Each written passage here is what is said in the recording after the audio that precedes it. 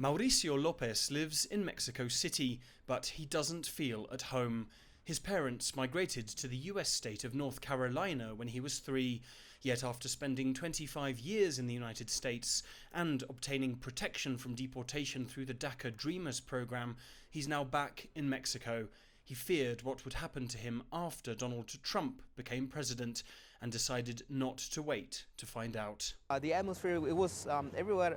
I believe everyone was in fear of being, one, having DACA taken away, and two, being deported. I had the DACA document, and I just ripped that paper apart and decided to come back to my home country.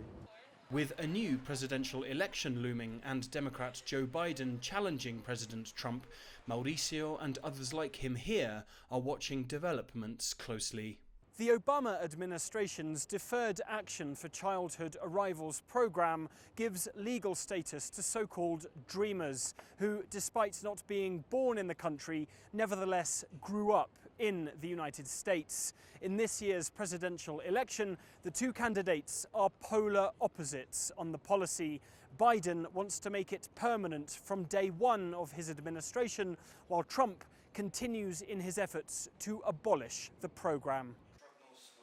Israel Concha is the founder of the deportee aid organisation New Comienzos, or New Beginnings, and knows the importance of November's vote. He says more than 1 million US-born Mexicans here are eligible to vote in November and is holding voting drives to help them register. Well, we're tired of a US president that's using our community as a pawn in a chess game. Now when you renew your DACA, it's not 2 years, it's only 1. And there's people in our community that do qualify for DACA, but right now the government is doing nothing. And things are not looking good for our community. That's why we need to raise our voice. We need to step up. We need to vote. It needs to move fast. Laura Carlson is the director of the Americas program, a think tank devoted to the rights of these migrants.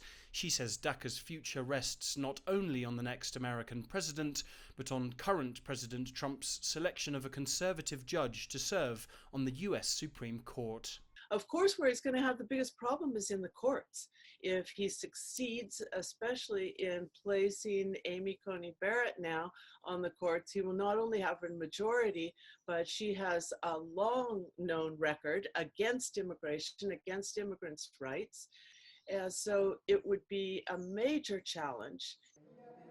As Mexico City's Dreamer community awaits November 3rd, they hope their voices will be heard in the country they still consider home. Alastair Baverstock, CGTN, Mexico City.